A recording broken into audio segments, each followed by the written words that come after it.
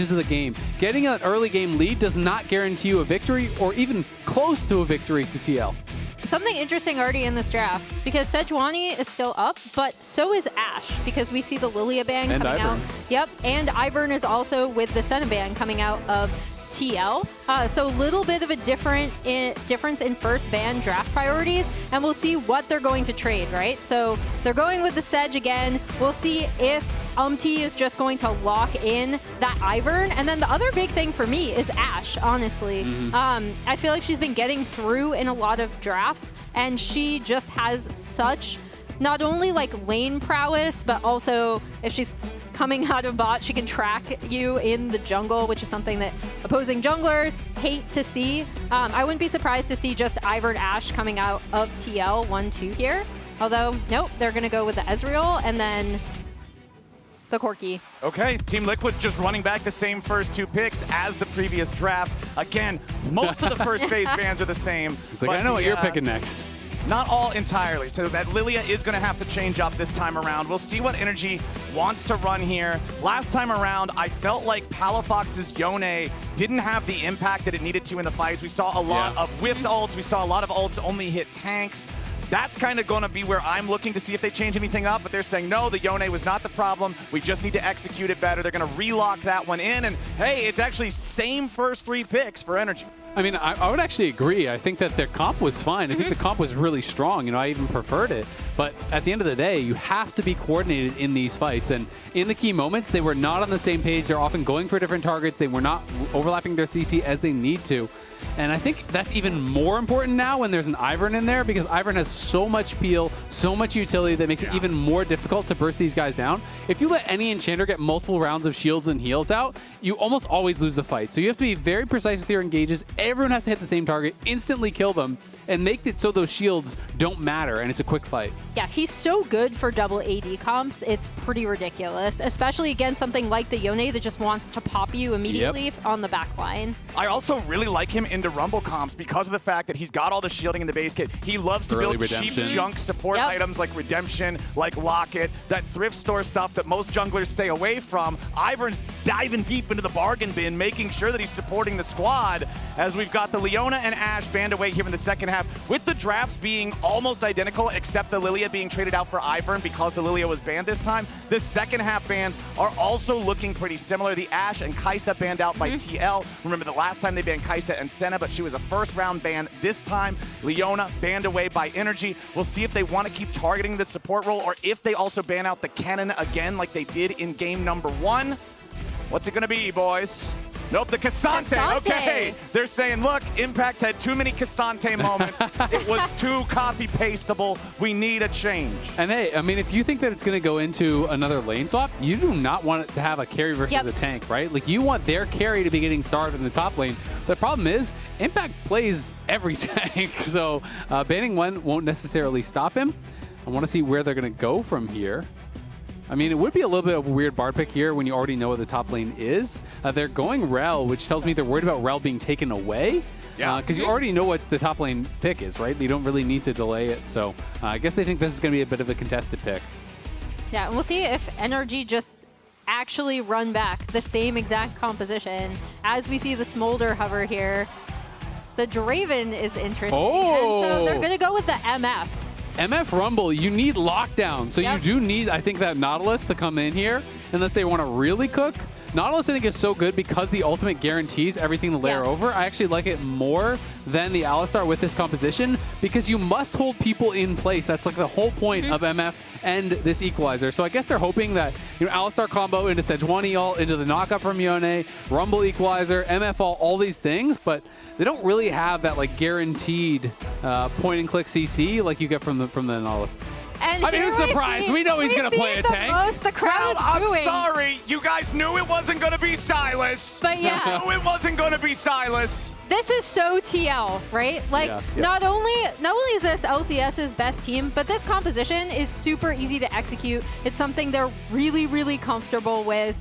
And regardless of whether they decide to go for the swap again in this game, Ornn is another champion that can be in a really good position coming up. And even specifically, not just as a generic tank, it's actually really annoying playing MF sometimes in, because you look to try to stay in the back and you want to be able to get this ult out. You now have to be worrying about the Ornn ult interrupting your channeled ultimate. So you have to always have that in the back of your mind as well, because it is one of those engage tools that can actually get back in there and interrupt it. Right, and we think about like when MF is popular in the meta, a lot of times you'll see champions like the Braum to block the ulti, like the Ornn to interrupt it, something like Ivern to then pop in, you know, heal, shields, and you know what? Our carries are still all set, even if you get on them and they escape with a sliver of health. And I really like the 280 carries, the 2 marksman type champion, excuse me, picked by TL into this type of composition, because Corki and Ezreal just have the ability to stay so far back while still providing threat with the ulti and Q spams. They're looking like a potential invade here. Is Core, so Core is standing over the wall here. This is something where you can have your AD walk up, and then if someone's in there, you can sometimes respond. They also fish with the Ivern Q, so you can take over the wall if you do actually connect on someone. So nice little attempt. It doesn't find anything, but I do like those looks. And TL looking like they are still going to be opting into lane swaps. They are going to be moving over there. It is, of course, important that Ivern gets an uninterrupted clear, so they're going to have some safe space on the map for him, because he needs time to channel. You can't just like fight someone for a camp like other camps, other junglers do work. And that's why I really like seeing the Ivern locked in. When the enemy team first picks Sejuani, when they have that huge prio on her, Sejuani's a great champion. She's not a great jungle, invade, skirmisher, aggro type of champion. So Ivern should feel relatively safe against those types of early invades and interruptions that you're talking about, Isaac. Yeah, absolutely. So we'll see, you know, where exactly this is going to go. Clearly, NRG are aware that there are some shenanigans going on. You can see Dhokla is heading over towards mid lane. He's just going to look for a little bit of Electro Harpoon harass here on APA. And we'll see if he can find that. You can also see on the map that Impact is actually being pushed out of bot lane. But I'd like to take a little bit of time to talk about Yeon, because we talked about APA last game. Yeon has been so good for this team. You know, when I think back to Worlds last year, he just couldn't really seem to kind of get it done for the squad. You know, he wasn't really showing up in those big moments. And he has had such a resurgence, you know, coming into this year, has really been able to perform not only at a super high level, but incredibly consistently as well, as Umti potentially in trouble. He's not going to be as scared as you would expect him to be, because that's only a level 1 Rumble. Dhokla's got to try to get away to the safety of his teammates. He flashes right into Impact, who's waiting with the headbutt. It's first blood for the Team Liquid top laner. Choo-choo, baby. The train has left the station. Yeah, that's tough, but now here we can see this is the same thing for Yeon, Summer 23. He got some points. He finished 5th overall in Spring 24, 7th out of 8th for AD carries as far as, you know, the votes earned. So really only a vote or 2 there that he did actually grab. Again, this is a guy now that pretty much everyone, if you go back and watch pros, the pros are calling the best AD carry in the league, right? This guy is really performing at that incredibly high level, and he's been such a big part not only of their success here, but their success at MSI, their success at EWC. You know, he has really been performing when it matters, and I think it is just crazy to see the glow up from Yeon and APA. Yeah, I think both of them are just incredibly diligent, again, trained by Spawn on PLA. But the big thing for me for Yeon is kind of similar to APA in that he seems to understand the map really, really well. So when they do rotate him around, he's ready. I remember being at MSI and talking to some of the EU casters when he was playing Lucian, and they were like, okay, no Western ADCs. CoreJJ, though, immediately for the engage on Dhokla, straight out of the brush, ready to lead the charge on the Rell yet again. You thought the game started bad for Big Dokes. It's going to stay bad if Team Liquid has their way. Yeah, that's really tough, and he has no TP, right? So it's very, very difficult. You can see he's already putting some assist pings up towards top, because he knows he needs to be able to try to fix this wave, but TL are already moving towards mid and just constantly scrapping here. Huhi won that scrap, though, ready to engage back on CoreJJ as Contractz follows it up with a Flash Arctic Assault. Core still alive here for another second, 58. Here comes Yeon, though. He's still trying to walk it away. Core's going to die, but what's the cost? Palafox has to flash out as Umti is ready to keep that chase going. APA still needs a little bit more damage. Palafox with a soul unbound protects his team on the way out. Yeah, that is really good for NRG. They get something back there. But again, the problem is going to be, how do you get Dhokla in this game? Right now, Impact is uninterrupted down in the bot lane. Look at how TL allowed the wave to push towards them on that top side to try to deny Dhokla. Impact, meanwhile, there's no one there to dive him. He's going to collect this fat stacked wave in front of FBI, who has no mana. So Impact is going to get so much experience, a bunch of gold here. And you can see he's already nearly 500 now, over 500 gold ahead with that first blood plus everything else. And Umti and Yeon are ready to go for Dhokla yet again. CoreJJ with a crash down, but a nice three-man pulverize from Huhi to at least try to... the shield! But the shield was perfectly timed. Umti gets away. Oh my God, it's an absolute disaster for NRG in top lane. Ivern!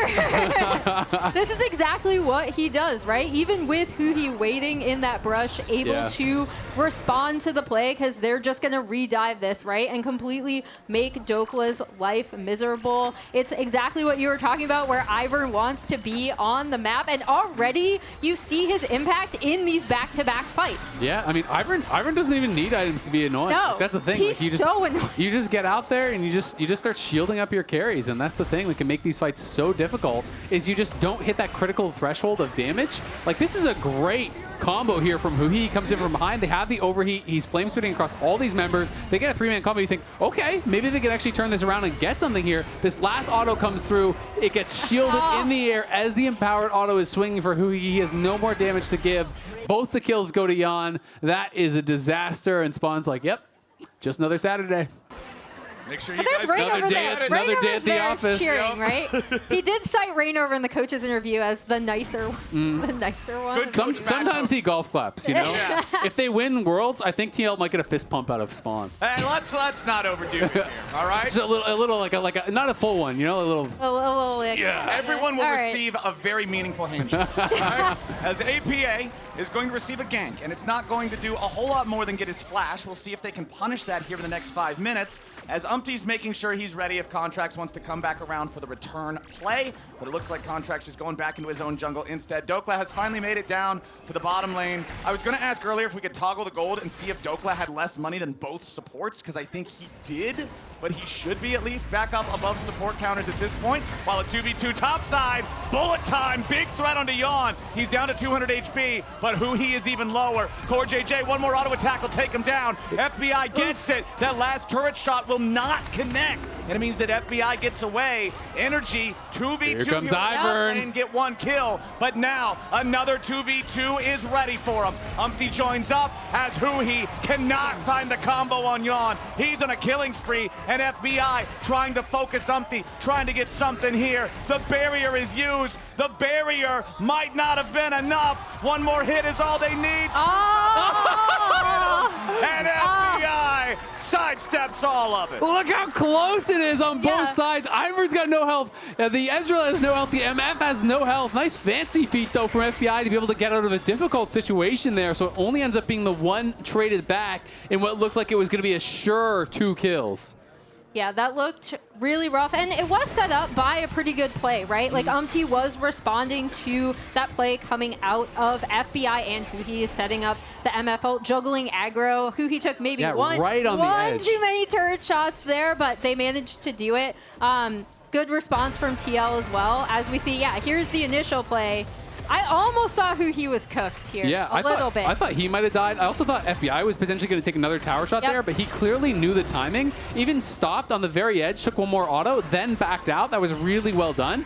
Look at Yeon, flashes in aggressively, shifts in aggressively, then flashes the combo to get that first kill. Then the chase down comes out. I wonder if he could have actually just let the ulti rip when Umti hit the Q on FBI there, and that might have been enough damage to get it done. Because now they're too low, they can't actually take any turret shots, so it's all down to the dodges. FBI equal to the task, dodges the Q, dodges the R, stays alive. That was so close, man, on both sides. So close. Team Liquid still up 600 gold, though. 5-2, so still a pretty bloody game, but not as bloody as the first one was. We'll still see if NRG can find anything more in the neutral category. So far, they have the only neutral objectives claimed. They have the first 3 Void Grubs. None of it was interrupted or challenged this time around. Nobody has gone from an early Drake. It's off to a better start than game number 1 was. Was it? Game number 1 started with the first blood on the invade. Yeah. No, I'm talking about objectives. I'm not talking about that. I'm talking about the objectives part. You didn't get none of those. It's a better start than game number 1 if you don't count the part where they had a better start in game number 1. I'm not counting. It is a better start. Yes, indeed. You're not wrong. You're not wrong. That was exactly like game number 1, though. Palafox's fate sealed again, just never finding the mark here as APA can evade them every time we see it. Yeah, and this should be a pretty good Drake setup for TL. They already had mid-prio off of Yeon pushing in there, and they had previously set up APA doing some damage on that tier 1 turret post this. And I'm curious to see what they're going to do with topside coverage too, as we've seen Impact put down a lot of these wards in the opponent's side jungle to kind of track where the enemy jungler is. It actually came up huge in the C9 game several times. And if you look at their vision line, it's really, really well set up all the way across here for TL. Yep, they got a lot of deep wards there. And Impact has a ton of magic resist now up in the top lane, so Dhokla is just not going to hurt him. And you're kind of at this point where Ornn in these melee matchups, when he has that much MR, like he'll just kill you if you fight him, right? So it just becomes about only pushing waves. APA, yes, he gets pushed back. Every time we see Palafox go aggressive, he forces the Valkyrie, but that's really it. And Contractz will be spotted by this ward in that pixel brush. So APA can just complete the recall, should be fine to get out of there, and does have his TP, so could get back down towards bot now.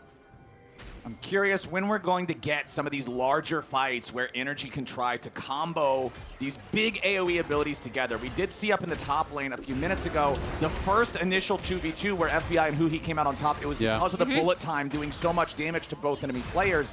And hopefully for NRG, they can get that together again here soon. But the engage from CoreJJ is just on point. Yeon's on a rampage, and FBI falls. They're still chasing further. At least Daisy is. Maybe she's getting a little bit ahead of herself now. Huhi survives it. Down in bottom lane, this 2v2 still isn't going to go a whole lot further as Palafox and Contractz back away. Yeah, this was actually APA trying to get back to lane, and Impact TP's down there to cover him because he was getting zoned off the wave. So TL making sure that APA can continue to get farm. He's actually going to TP up towards top now to cover that push. So both laners swapping their assignments, just making sure that they're getting the maximum out of this farm, playing the map well, being adaptive to the situation. Impact's not just going to sit top when APA can't farm bot. Yeah, and they've pushed in mid-wave. They, like you said, responded to that play bot side where it looked like Contractz was setting up for Palafox to be able to take all of those plates on bot side. This is what TL do really well in terms of recognizing like when they can TP to these waves, who they need to get gold in, and where they need to cover their minion wave pushes. Impact has to run up now though because they have no TPs on their soul laners. Palafox does have his TP and they don't want to give up 6 scrubs here, so we'll see if TL can start the fight properly. TL just wants to at least get one of them away. CoreJJ on the front, but the equalizer with the Glacial Prison catches out APA. Bullet time over the top. Nicely done. Comboed with the Pulverize from Huhi as Contractz needs to get back away. And the Ornn is summoned up. The first of the grubs goes over to NRG, but APA is going to kill on Huhi too. Now FBI is caught. Impact with a beautiful knockoff. Once again, frontlining. Fate sealed over the wall from Palafox finds 3. Nobody on Team Liquid is dead just yet. Palafox in the middle of everyone. He can't get out in time. A double kill for Yeon. Team Liquid is low, but NRG is dead. That is the team fighting difference yet again, as Impact and Yeon do not want to let Contractz get away with this one either. The minion wave is coming up. Time is ticking down. Contractz knows his days in this lane are limited. Yeon and Impact only need a little bit more damage, and the extended fight is 2 grubs for 1, 3 kills for nothing, all for TL. And just like that, nearly a 4,000 gold lead, 13 minutes in, TL execute again so well in these fights. The initial play looks like it's going to be a good one onto APA because Impact is lagging to the fight, but Palafox also wasn't there. They went before he even started channeling his TP. Look at him, he's just channeling the TP now. Imagine Palafox was there when APA has this combo come down and he can ult over the top. APA is dead instantly and it's a very different fight. Yeah. But then he arrives as Impact comes in, creates so much space with that ulti. Yeah, Impact was there ahead of him, right? And even when Palafox is able to go in, try to get onto some of these TL backline, APA is not actually caught by that. They're able to kite it out, kill off Palafox. He knows it's so tough. Yeah. I mean, this is one of these situations where it's... There we go! go! He smirked! He Look smirked! at that! He's trying to hide it with his hands, but we saw it spawn. Video editors, was that AI edited or was that real? I'm not 100% sure. We're back to live and we're back to Herald, but yeah, that's one of those situations where, you know, I understand you really want to get the buy because you're sitting on gold, but it's just not worth it. You need to be there with your team faster. He didn't even have an item completion, so going back to buy some components, yes, that makes you more powerful, but again, if he was there at the same time as his team engaged, maybe they kill APA. And the other side of that shoe is like, hey, maybe his team shouldn't have engaged until he did arrive, right? Yeah. But this has been the problem for NRG in this series. They're just not aligned on these engages. Yeah, and it's specifically a problem when we talk about how this composition is supposed to work, right? Impact actually got to that fight before Palafox and was able to set up the ult as he's coming up river as well. And it's all about timing. When we look at this TL composition, they've just been on point in terms of setting up their team fights, but also this is a very classic, like, we have the beefy frontline in Ornn, we have the double ADC, it's buffed by the Ivern, and we have the Rell for engage, and even when that timing isn't perfect, it's okay. Doesn't have to be. Yeah, on the other side, like we set up in draft, this has to go really, really well for them in terms of timing, and it has not thus far. I mean, that's the power of easy win conditions, right? You know, there's a lot of value in multiple forms of engage, of having multiple carries who can put out high amounts of consistent damage. You know, TL draft these comps really well. They play the map incredibly well, and it makes it feel like you're getting choked out. And you can see NRG feels, okay, we have to respond to mid because the Herald's getting dropped. Look at bot. This is always the problem, is that now they're overloading this side, and again, Impact's just getting turrets for free and bot, and they're losing all those waves. So now NRG has to force. TL know this, and they can just back up. Yeah, Contractz over the wall here, but now he's got to be careful. He's stunned up with a Shattering Strike and had to flash over the wall to try to escape to safety, but the Magnet Storm continues the lockdown. APA takes the first kill, and NRG is just too scattered. The bullet time barely tickles Impact and barely hits anybody else. Dhokla still trying to escape, but a max range Root Caller locks him up a little bit longer. True Shot Barrage can't finish the job, but it doesn't need to. Team Liquid got 2 kills. One of them's the enemy jungler. The Dragon's alive on the map. NRG's still trying to contest something, but what can you even do? Down 5,000 gold and 10 kills, 16 minutes into the game. I mean, when you see a fight that decisive, you want to say, oh, go to Baron, and then you look up at the clock, it's 16 minutes in. They're just getting crushed. They can't go to Baron because the Baron hasn't spawned. TL are just so far ahead of the clock of what you would expect this fight to do. And this is very similar again to that fight where Core caught 4 members on that hard engage, where they don't even have their member there. So NRG are hard forcing, trying to push up, and they're not respecting the fact that TL can still turn on you. Core finds the angle, goes for an engage, preempts the engage from NRG. The TP immediately is coming in at the same time. They burst someone down, and the NRG is trying to fight, but they're doing it piecemeal. They're throwing out one ulti here, one ulti over there. It's never enough to really threaten the carries, Emily. Yeah, as we see, Contractz is pretty much dead before the fight even starts. Yeah. Like, here we go. Core gets off a really good Rell engage, and even though Palafox escapes, Contractz is already dead, and then TL can set up the rest of this fight beautifully. And you can see it's like Dhokla and Contractz are trying to kill APA. Equalizer's on him, Sejuani ult's on him, but again, Palafox is on a different target. They're never getting to the same people because the fight is so split. You know, TL just preempts their play. They're never allowing them to get that setup. They're never allowing them to get the angles that they would really like to get. And it's just a masterclass by TL in how to manage these situations, right? You know, when the engages go well from a team comp like what NRG has, what TL is running can get run over, but they're never giving them the opportunity to really get it going. And I feel like things are about to get worse for NRG here pretty soon because of the fact that this is a 5,000 gold lead for TL, but if you look at items, it's still only one fully complete item for all of TL. I feel like those second item power spikes should come through pretty soon, and that means that NRG will really be in a tough spot as Palafox, he'll be okay for now. Impact does lose about half HP there, trying to continue to push into this tier 2. APA not going to get the last couple of auto attacks. His Contractz will not connect on the Sejuani ulti. Good use of the Valkyrie from APA there to respond to the attempted engage. Dhokla's ready to try to cut him off.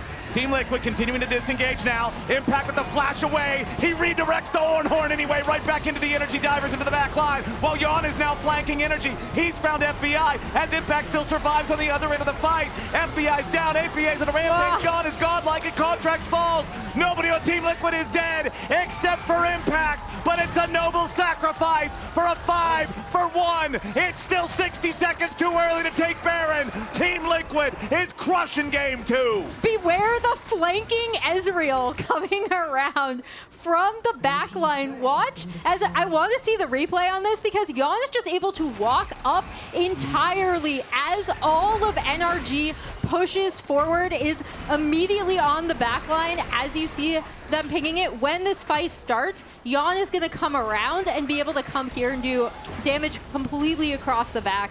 And I love how whiffs, and they still go forward. Exactly, and I love how APA syncs up to do it with him, right? You know, on the other side of the fight, it starts to really kind of get broken up, and then FBI is segmented. Yeon comes in, and APA, instead of kiting back, he's like, you know what? I can just go in. He just goes straight in. It's the 280 carries going straight past the Alistar onto the enemy AD carry. They know they have the superior mobility, and they just execute this fight on two sides so well.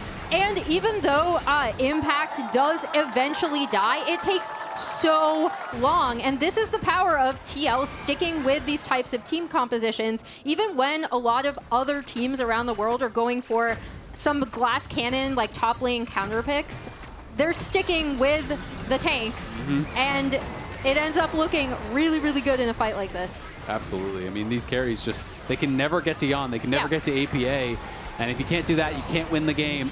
Dhokla is going to have to drop the equalizer just to try to buy a little bit of time, but TL, we're threatening the engage there. NRG know it, so they just have to back off. They're just trying to bide their time, and when you're this far down this early, 10K at 20 minutes, your only hope is monster Baron throw, you know, these types of plays where you can AoE them all in the pit.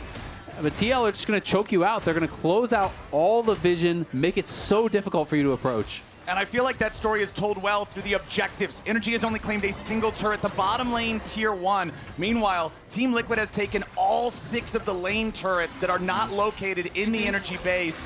NRG's safety is so severely limited across all of Summoner's Rift, and now Team Liquid is bringing everybody to this topside river. Now it's time to control the vision even further. CoreJJ not going to be that afraid of being caught by Contractz and Palafox here. He knows that even if they try to get the kill, they would have to commit so much, and his team is so close, they could immediately make that not worthwhile for NRG, who are now just struggling. Every step forward is a cautious step, like they're in a horror movie, man. The jump scare is right around every brush, as Huhi's going to lose most of his HP, forced to ulti, counterattack from Contractz with the ult, but it's not very good, at least not at this point. APA's unstoppable. FBI's in the middle of everybody. They don't even care to turn around and kill him. Let Yeon mop it up when he feels like it. Dhokla gets run over next. It's an absolute steamroller down mid lane, and it's painted blue. Team Liquid going for the Nexus turrets. Now you'd have to think they got a couple of minions, and it's all they're gonna need.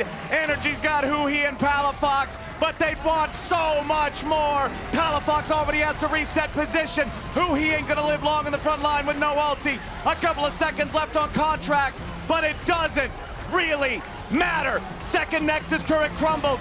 NRG doesn't have the manpower. Team Liquid taking their time because they know they are inevitable. Yeon is legendary as FBI and Contractz are right back into the fountain, and Team Liquid is gonna get it done. 2-0 in this series. 7-0 in their series across the split.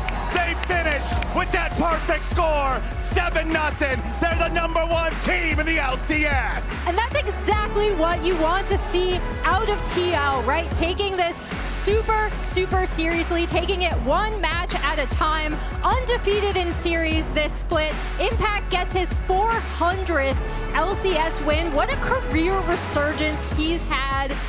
This Team Liquid team is so impressive, and now they have clinched that first seed. I mean, they're looking incredible. They get to choose which side of the bracket they will be playing on. Very likely they're going to choose to dodge whoever the third seed is between C9 and FlyQuest, who will play tomorrow. That's going to be a really important series for them. It also means that they are guaranteed in the upper bracket. They get that bye, so they're only one series win away from Worlds from playing at that finals weekend that tickets are on sale for, and very likely they're going to be there. They are looking unstoppable. Spawn smiling. Everybody has been predicting Team Liquid all split.